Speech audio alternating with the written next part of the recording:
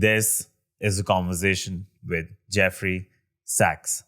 He is a world-renowned economist and public policy analyst. He has served as an advisor to the United Nations. He's the author of multiple best-selling books, including The End of Poverty. He's currently the director for the Center for Sustainable Development at Columbia University. I think it's fair to say he's a legend. In this conversation, we discuss the power and purpose of economics, how you can use macroeconomics to solve hyperinflation. We talk about this construct of nation states and whether it's sustainable, whether we need a new global world order, new global overlay that goes beyond the United Nations. And then we talk about the shift in power in geopolitics and the end of American exceptionalism. This is no time. If you like what you see, then do hit subscribe on YouTube, follow on Spotify, rate 5 stars in Apple Podcasts. This project takes a lot of my time, money, and effort, and now it's officially my full-time job. I've retired from a corporate job. So if you'd like to see this continue, please consider making a donation on Patreon or Anchor. You can buy Super Thanks on YouTube. You can join as a member on YouTube, or you can leave gifts on Instagram Reels. If not through monetary channels, and do consider sharing these episodes, leaving your likes and comments. All forms of engagement, they really go a long way. For other forms of love and support, you can follow this channel on Instagram or Twitter, or follow me personally. And now, trust me, it is no time. It is no time. It is no time.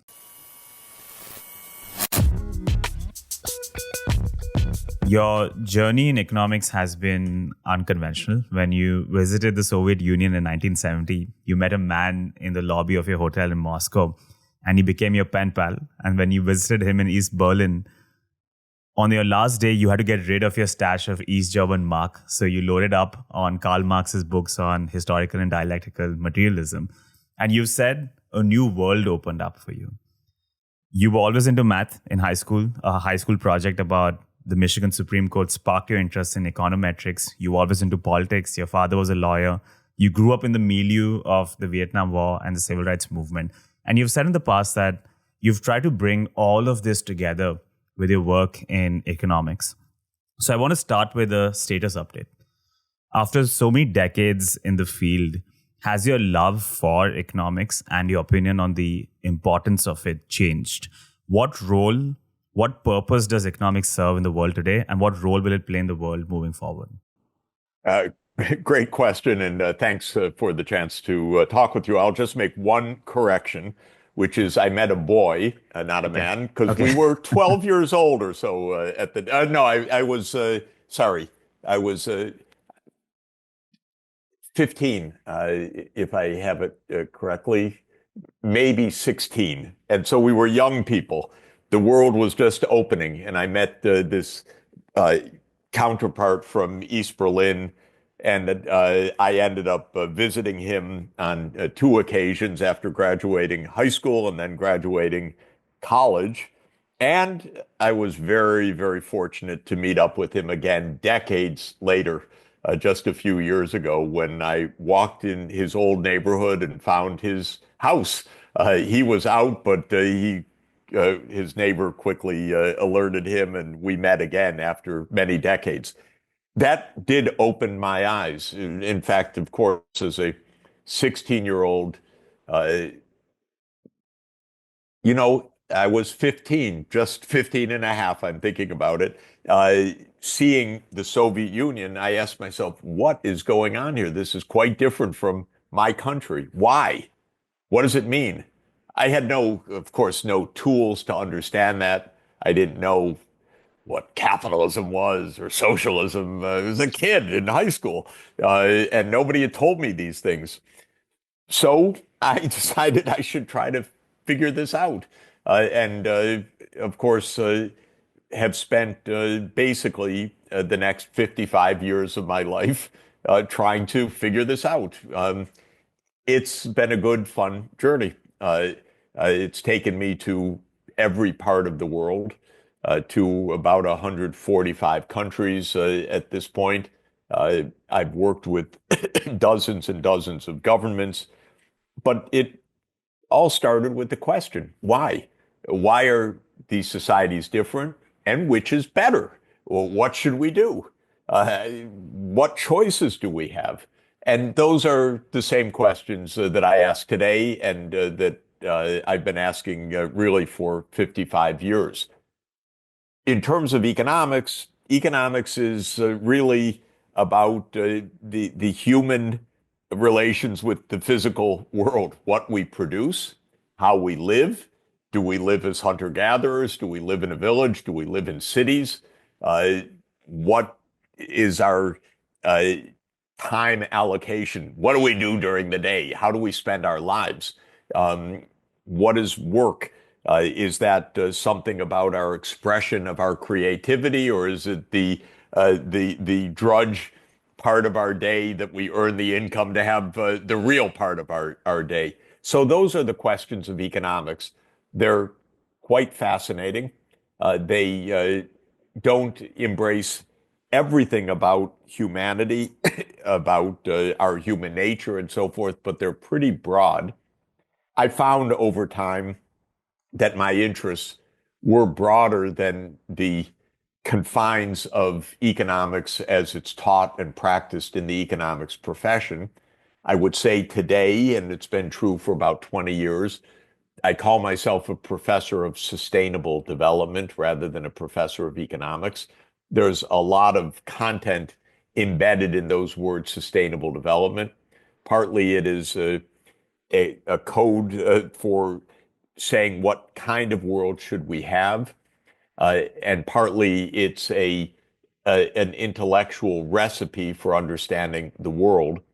Specifically, it means to understand the physical Earth, such as the climate system, to understand engineering a bit, as much as I can, of how the energy system works or how the digital networks work, or something I understand pretty thoroughly, how the global payments system works, and then understanding the economic and the social order.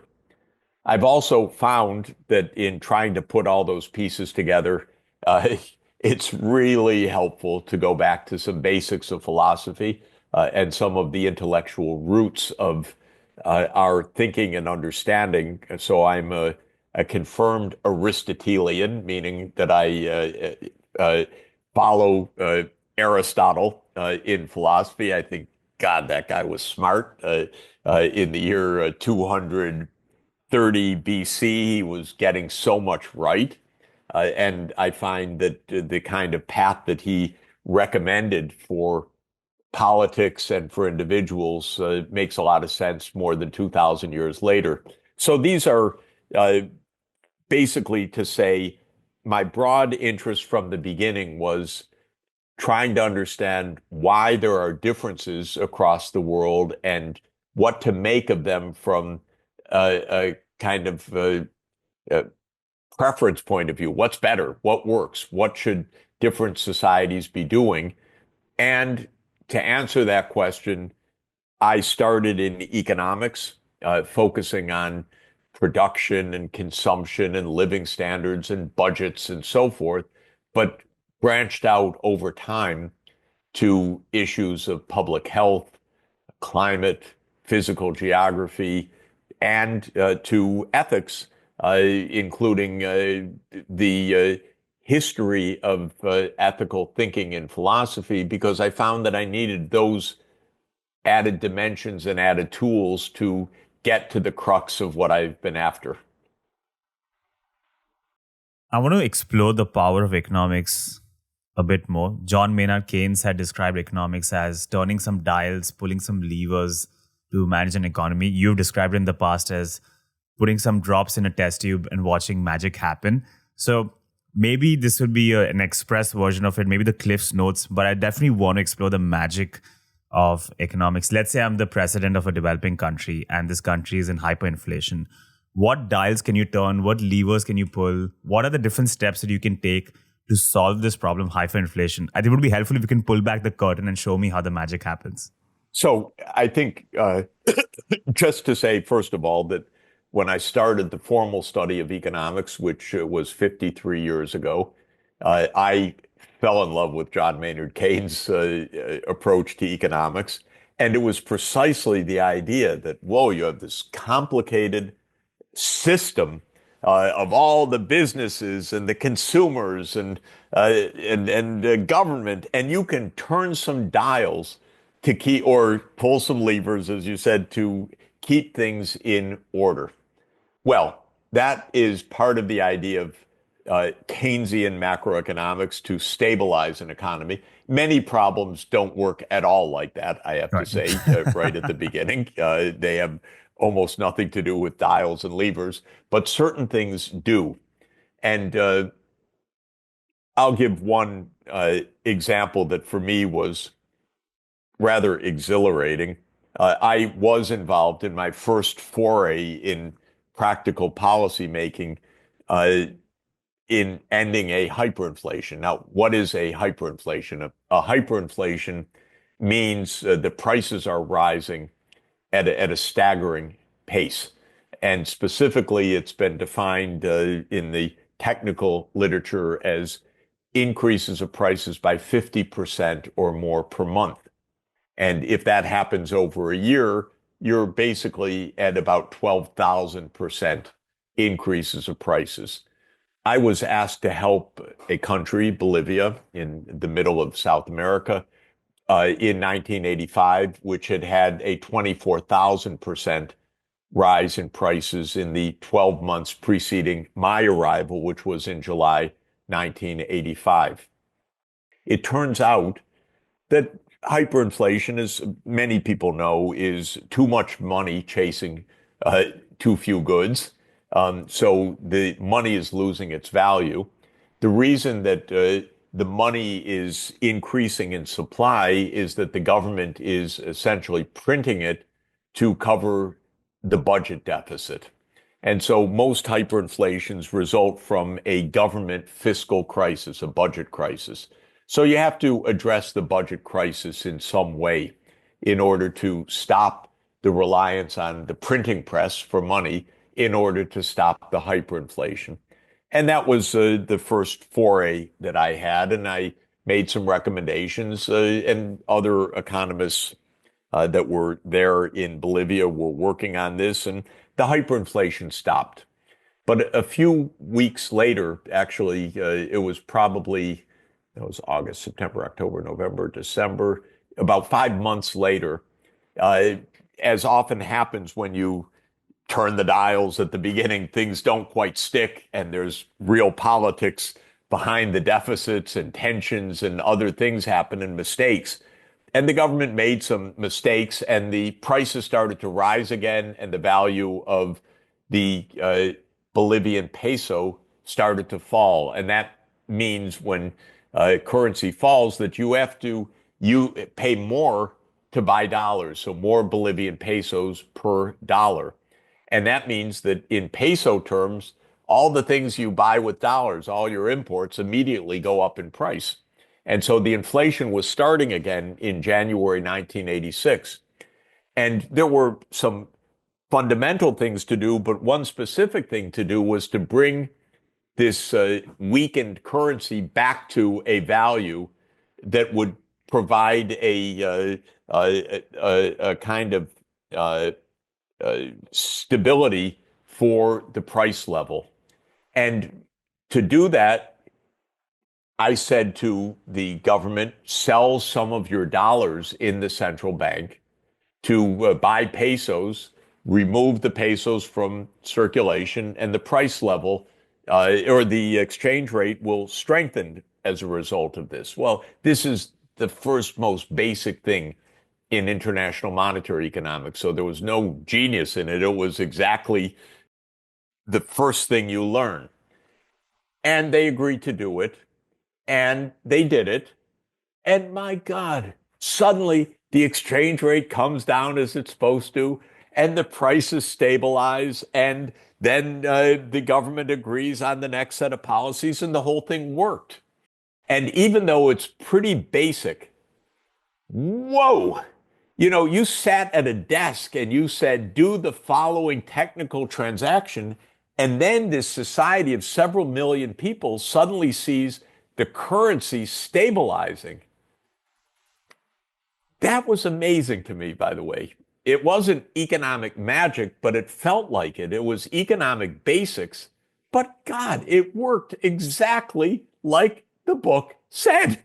And so, you follow the recipe and there's a cake at the end. You follow the recipe and the currency strengthened. And I must say that was one of the most striking moments of my life, that it just worked like it's supposed to work.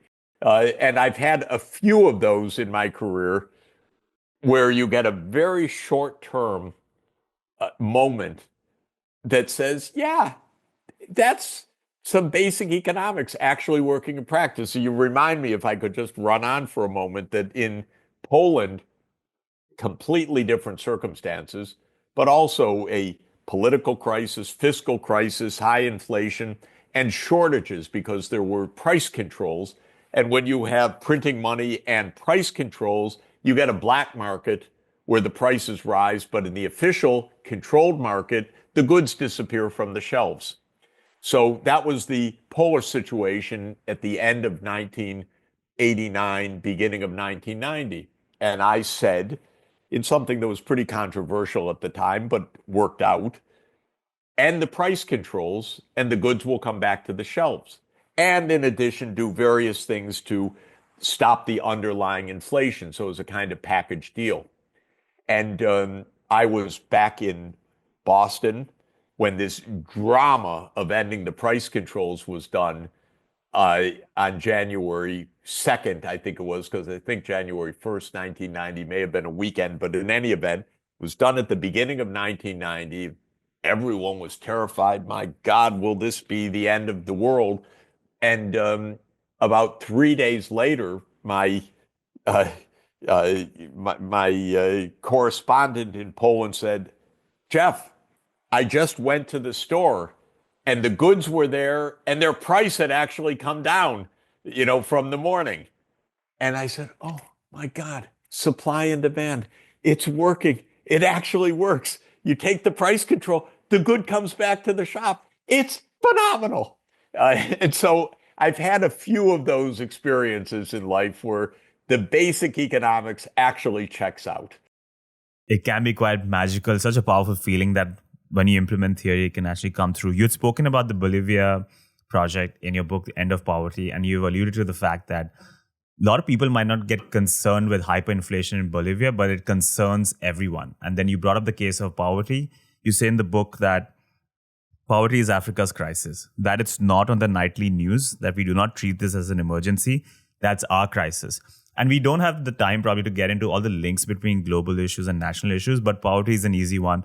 Even the US Secretary of State, Colin Powell, had said the war against terror is bound up in the war against poverty. And I feel not just poverty, but all global issues are not being treated as crises on a national level, whether it's AI ethics, climate change, nuclear weapons, war, diseases. And I think it stems from the fact that we have created this construct of arbitrary boundaries and nation states. So there's no sub-game perfect national equilibrium where every nation is just looking out for their own national interests and national security. And then somehow we end up solving all the global issues.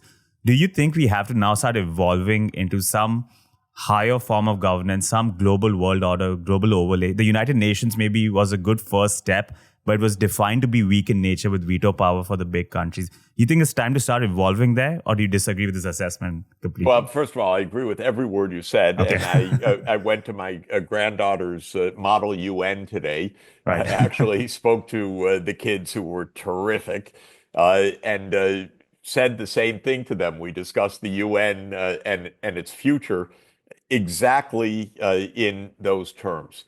And I think that the point is, to put it again, you said there's no sub-game perfect Nash equilibrium that makes the world work. Another way that it's often put, there's no invisible hand, no magic of the market that's going to make all the things that we need to do to save the global environment, to stop the now accelerating, extremely dangerous climate change, and many, many other things. They're not going to happen on their own. And so it is part of economics to ask the question, what should be left to the market and what should be designated for collective action in some sense. This is an old question. It actually goes back to Plato and his student Aristotle, and it was taken up in the Republic by Plato and in the Politics by Aristotle. And in modern terms, it's called public economics. And it asks the question, what can you leave to business and the profit motive? And what do you absolutely need government for as an expression of collective interest? Now, that by itself begs a lot of questions because government often is the interest of narrow groups or a tyrant in power or vested interests. But in principle, again, going back to Aristotle, government should be for the common interest. And then comes the question, which is the very sophisticated question you asked, whose common interest or how should the common interest be organized? I would say that there is a global interest in not having runaway climate change because the disasters that will come from that, and there are so many of droughts and floods and storms and multi-meter rise of sea level, would be disastrous for hundreds of millions or even billions of people if food supplies fail and other terrible things happen. But how to get a global response? Well, some people say, leave it to the market, they'll solve it. No, the market has no incentive to solve this. You could say, well, let governments do it. And we have Donald Trump saying, not interested. I'm not interested in this. So he pulls the United States out of the Paris Climate Agreement. The truth is that for a global challenge like climate change, where each country doesn't make its own climate, the world's climate is affected by what each country does, which is very different. You need a global collective action.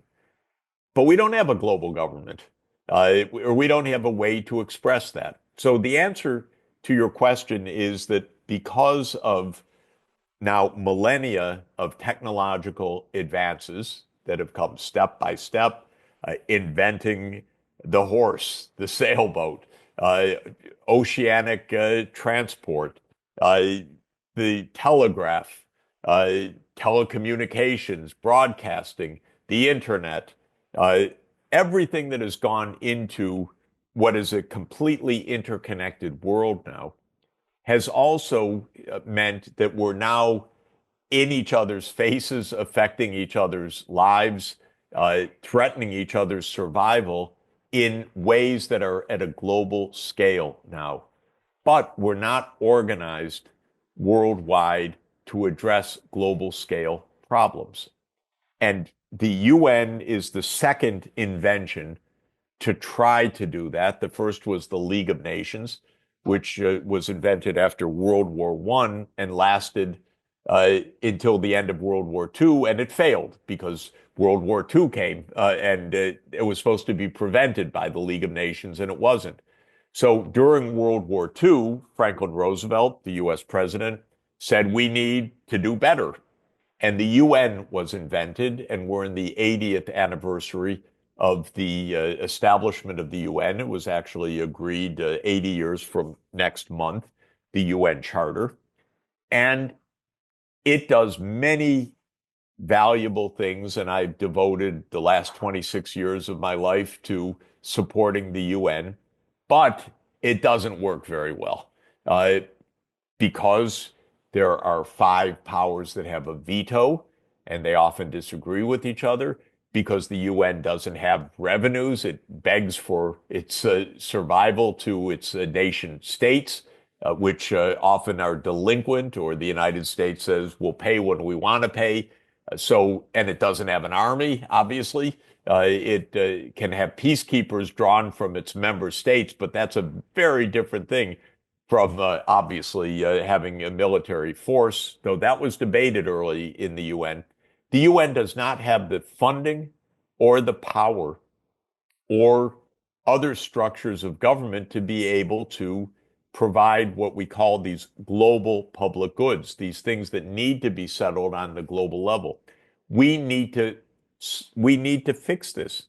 in the 21st century, we are global society, whether it's America Firsters or MAGA or anti-globalists. All this rhetoric is one thing, but the reality is we're so interconnected that we better figure out how to live together. And 193 separate nation states is not going to provide peace, security, a safe environment, prosperity. It's not going to do the job by itself. So this means we need not a global government that replaces national governments or replaces our cities, but we need a new level of effective governance that adds alongside what national governments do, what regional governments do, what local governments do. And this is not easy to do, actually. And it's one of the things I'm working on right now. I'm in the process of making recommendations for basically a revision of the UN Charter because it's not up to the task of what we need for the 21st century. Well, I'm glad you're working on it. When you create the payoff matrix, I guess the payoff is negative infinity if things don't work out. So someone needs to be working on this. I'm glad you're doing it. I want to squeeze in one more big question and then we'll wrap up. I want to pick your brains on the changing world order. There's been a murmur of change in power for multiple years, but now it feels like there's a storm coming. This sentiment has been termed a new mood in the global south by commentators like Vijay Prashad. Countries that have typically relied on the US and have trusted that relationship, have been protective of that relationship, are now openly speaking out and breaking away. Recent example is how many developing countries didn't side with the US when they imposed sanctions on Russia during the Ukraine war. India was a notorious example, continued trading. Even a smaller country like Namibia was openly against the US policy, and they were confident in taking that stance because they knew they could rely on Russia and China and the BRICS network, which is quite strong now. South Africa openly opposed Israel and the United States as well. And with Trump's recent alienation of allies with the tariffs, it feels like even the allies are waking up to the fact that they can't now trust the relationship that they had with America, and they have to start looking for alternatives. So even if everything changes tomorrow, Bill Clinton's Secretary of State, Madeleine Albright, had popularized the phrase, America is an indispensable country. But now it feels like America is getting dispensable because every country is waking up to the fact that they have to set up alternatives. So even if the administration changes tomorrow or the tariffs are reversed, the damage has already been done. And as a result, in this new ecosystem that's been found, America won't be a part of it. Is this a fair assessment? So let me just give a very quick historical chronology. For the period 500 AD to 1500 AD, broadly speaking, China was in the world technology lead. Most of the big inventions, the compass, paper currency, gunpowder, and movable type for printing, paper making, came from China or from India in mathematics and in other areas. In the last decade of the 15th century, meaning the 1490s, two decisive voyages were made, one by Columbus, which landed in a place he didn't anticipate, called the Americas, and the other by Vasco da Gama, circling from Europe around the Cape of Good Hope of Africa to Asia. Suddenly, the world was completely interconnected by ocean travel, changed everything. From 1500 to 1750, Europe was in the ascendancy, but Asia was still the dominant part of the world economy, dominant in manufacturing, and the major two empires were in the Mughal Empire in India and both the Ming and the Qing dynasty in China. By around 1750, for a lot of reasons, Europe became the ascendant part of the world. And with the invention of the modern steam engine in 1776 and the industrialization of the military and the industrialization of the British Navy, Europe became the hegemonic leader of the world. India was fully swallowed up. China was half swallowed up. so-called Indochina fell into French hands, broadly speaking. In the late 1880s, Africa was politely divided among the Europeans, with the Africans having no say. So by 1900, this was a European-dominated world. Uh, it would have remained a European dominated world probably for decades or centuries, but Europe uh, went into two disastrous, uh, absolutely horrendous, violent, vicious civil wars, which are called World War I and World War II. At the end of that period, Europe was so depleted and exhausted, the colonial or the imperial era of Europe ended.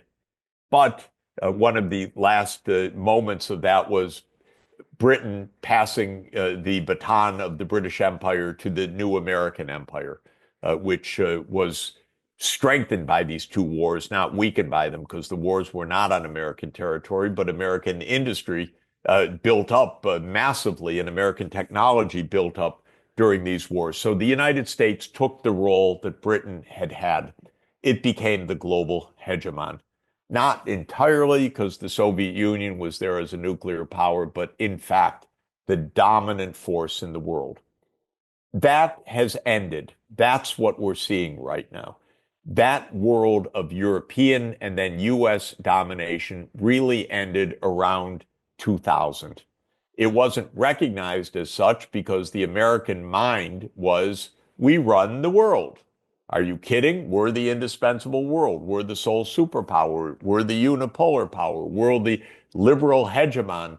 Every self-description of glorification was imaginable. This is, by the way, true of empires throughout history. The king of kings, the shah of shahs. It's always the most exalted is us, of course, and that was American view. But, the rest of the world was saying, we're making progress step by step, and some at almost a galloping rate, like China, which grew at 10% per year between 1980 and 2020. The upshot of this is that we went to a multipolar world about 25 years ago. The US did not recognize it. It said, we still run the show everywhere. It bossed everyone around, went to wars everywhere, in Syria, in Libya, in Iraq, in Afghanistan, in Ukraine, to show we dominate. But of course, it was all a tragic bit of arrogance. It was the ultimate hubris because the US didn't dominate. China's a superpower. India is a superpower already, I would argue. Russia is a superpower in many different ways, in economic, technological, military, nuclear armed terms. And that's our real world now, is the multipolar world. And that's where so much of the angst is coming from.